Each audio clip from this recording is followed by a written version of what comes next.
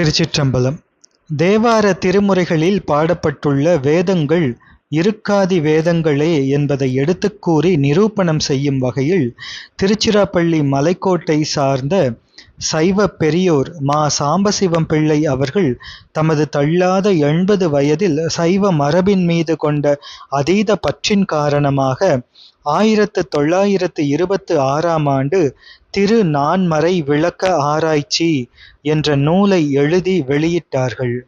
இந்நூலுக்காக அக்காலத்தில் தமிழகத்திலும் ஈழத்திலும் 27 சைவ பெரியோர்களிடம் வித்வத் அபிப்பிராயம் பெற்று முகவுரையாக வெளியிட்டார்கள். இவை அனைத்தும் ஒரு தனி நூலாக வரும் அளவிற்கு உயர் சிந்தனை கொண்டவை. அவ்வாறு பெற்ற வித்வத் அபிப்பிராயத்தில் யாழ்ப்பாணம் ஸ்ரீ சுவாமிநாத பண்டிதர் அவர்கள் கட்டுரையும் ஒன்று. இக்கட்டுரையே குருவருள் திருவருள் துணை கொண்டு இப்பொழுது சைவ சமய வேத நிரூபணம் என்ற நூலாக வெளிவருகின்றது. ஸ்ரீ சுவாமிநாத பண்டிதர் அவர்களின் இக்கட்டுரை சைவ சமயத்தவர் அனைவரும் படித்து பயன்பெற வேண்டிய ஒன்று ஆகும். மூல நூலாகிய சிவத்திரு மா சாம்பசிவம் பிள்ளை இயற்றிய திரு நான்மறை விளக்க ஆராய்ச்சி புத்தகம் சைவ சமயத்திற்கு ஓர் உன்னத வரப்பிரசாதம் ஆகும். இந்நூல் சைவ சமயத்திற்கு ஒரு கவச்சமாக திகழ்ந்தது என்றால் அது மிகையல்ல.